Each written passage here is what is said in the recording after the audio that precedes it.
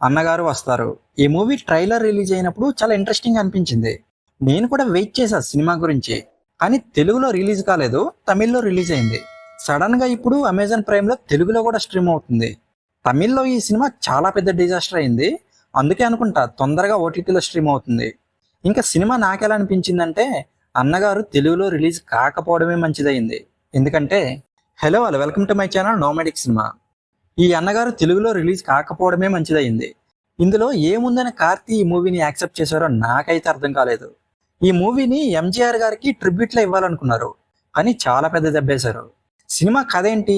ఎంజీఆర్ గారి రిఫరెన్స్, కానీ తెలుగు వాళ్ళ కోసం ఎన్టీఆర్ గారి పేరు వాడారు.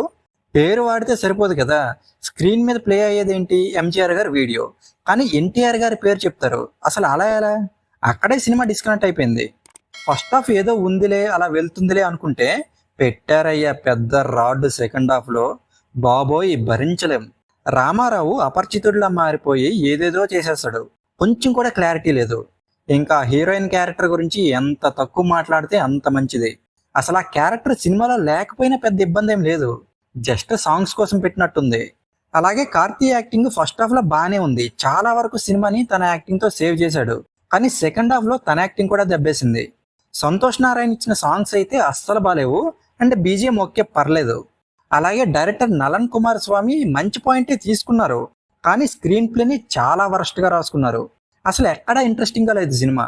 ఇంకా ఓవరాల్ గా ఈ మూవీ గురించి చెప్పాలంటే, కార్తీ నుంచి ఇలాంటి వరస్ట్ సినిమాని అస్సలు ఎక్స్పెక్ట్ చేయలేదు. ఇంకోటి ఏంటంటే, ఓటీటీ కదా అని ఒక తమిళ మూవీ వీడియోకి తెలుగు ఆడియో యాడ్ చేశారు. ఇది చాలా దారుణం. థియేటర్లో రిలీజ్ అయ్యి ఉంటే ఇలా ఉండేది కాదేమో.